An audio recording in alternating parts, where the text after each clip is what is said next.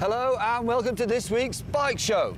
And this week we come from the Amid Motorcycle Expo. As you can see, it's a very popular event, but don't worry, just because you were too lazy to get out of bed, we're going to give you a bit of a guided tour. And there's a lot going on at this exhibition, the biggest single event for motorcycling in South Africa every year.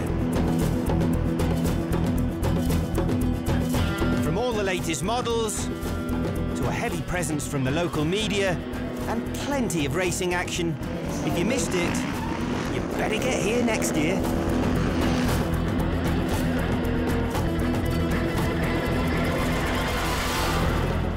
Welcome to our VIPs. Welcome to the members of the media. Welcome to everybody who has had a role in supporting the show in some way or another. But most important of all, welcome to the exhibitors.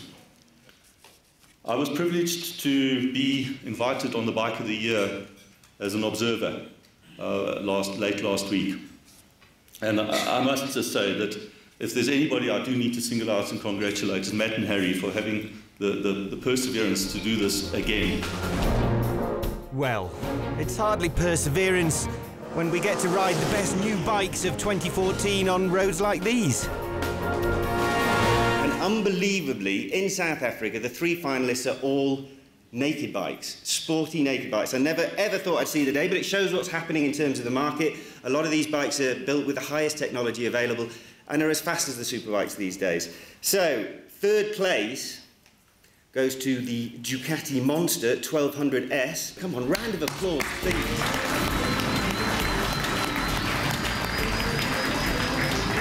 This leaves us with two bikes, the BMW S1000R and KTM Super Duke R. The BMW S1000R came second, leaving KTM Super Duke R as the Bike of the Year, Pirelli 2014.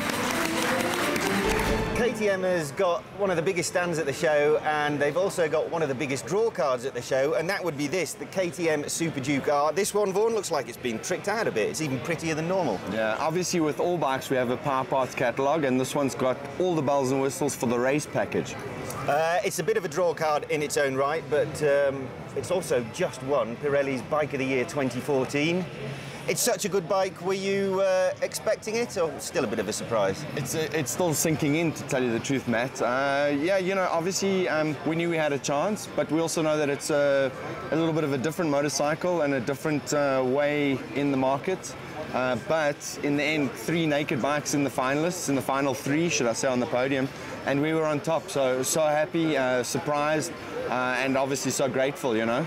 I never thought I'd see the day when naked bikes started becoming popular in South Africa, and definitely not the day.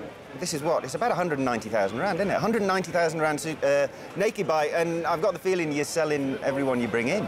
Well, you know, funnily enough, we did the stage show yesterday, and I said, the factory said, you know, we didn't make enough. For a factory to make that statement, it's quite bold. Well, it's amazing that we're on the big orange stand and we're talking about road bikes. Obviously, you're even better known for all the off-road stuff. That also going well for you here in South Africa? Absolutely. I think, you know, I don't think we definitely are still market leaders with the dirt bikes, or plastic bikes as we call them, inside the industry.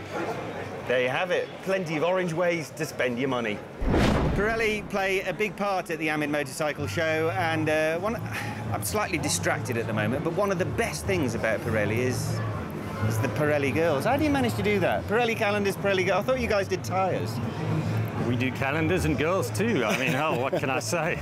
My taste is impeccable. On a slightly more serious note, we just have to give you a big vote of thanks for your involvement. Well, not your involvement, the fact that Pirelli backs the official Bike of the Year competition. Just tell us why you get involved with people as dubious as us. Well, we are hard-pressed for talent in this country, obviously. But no, on a serious note, I think the synergies between running or selling a premium brand and marketing a premium brand to the motorcycle industry makes a hell of a lot of sense when you tie that together with the cream of the crop in terms of motorcycles out there. So in terms of showing off our product and the range that we have, it makes a lot of sense to put that in with the top bikes that each brand produces. Cool. Well, we thank Pirelli for their involvement, not only with the Amid Motorcycle Expo, but also with Pirelli Bike of the Year.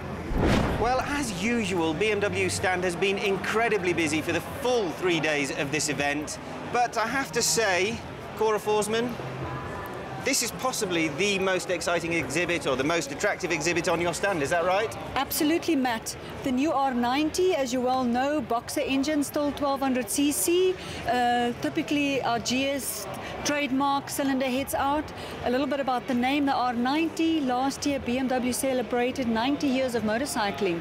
So the 90 is just written as 90 years of motorcycling. So that's where the cafe racing bit comes in. I always felt a bit too thick to ask exactly how that worked, but that makes sense. 90 years, so it's a celebration motorcycle in a way. Absolutely, absolutely. CORA, it's not just about the bikes themselves, is it? One of the big things with BMW is always the lifestyle that goes with it, the organised activities. You've got something coming up, haven't you? Absolutely. We've got the BMW GS Echo event coming up, 11th to 14th of September. This year going to take place Bloemfontein, Marselspoort. Really, when we opened registration, it took us 11 days to fill 600 bikers. We cap at 600. We've got a wait list. Absolutely a GS signature event and not to be missed. Well, we won't be missing it. We will be at the Eco Challenger. I say we. It'd probably be Harry. There's a bit of dirt riding. And FENSHAM, CMH, Husqvarna. Let's talk about this one quickly. This is Altis de Vet's bike. How's he doing in this year? Harry, it's been a great year. We, thus far with Alti, we're leading the Open Championship in the Enduro class, so we're very excited there. We also embarked on going to Erzberg, Romaniacs, two of the hard enduros of the world. Finished both of those, both Altis and Blake, our youngster that's come into the team. So very, very excited so far. The bike here next to us, in fact, a little bit of preparation, but early. We already started preparing for the roof. This will be Alti's bike for this year's Roof of Africa. And you must be hopeful for that. Well, you know what? We've got a bit of a problem this year. You know, I flew 2 bikes in last year because the bikes had literally just been launched. Flew a bike in for Grant Jarvis, world #1. Flew a bike in for Altis. There's 3 things you can do at the roof. You can win around the houses, you can win time trial, and you can win the race. We bagged all 3 last year. It's always easy to do it the first time, Harry, but going to be a toughie this year. Absolutely. Now, Husqvarna as a brand as a whole, going well for you? Oh, fantastic. You know, now that the brand's been taken over by the Austrians, it's just unbelievable. The product that they're delivering through to us on our stand this year, we flew in all 13 bikes of the new 215 range to show the public really what this brand is all about. So I can tell you, we're on a launch pad to really, really good things. Well, good luck, Fred. We look forward to seeing you next year. Fantastic. Thanks, Harry. as you can see, lots of exciting news for Husqvarna, but they're not the only manufacturer here at the Amin Motorcycle Expo with some good news to tell us. We'll be back after the break with all of that good stuff.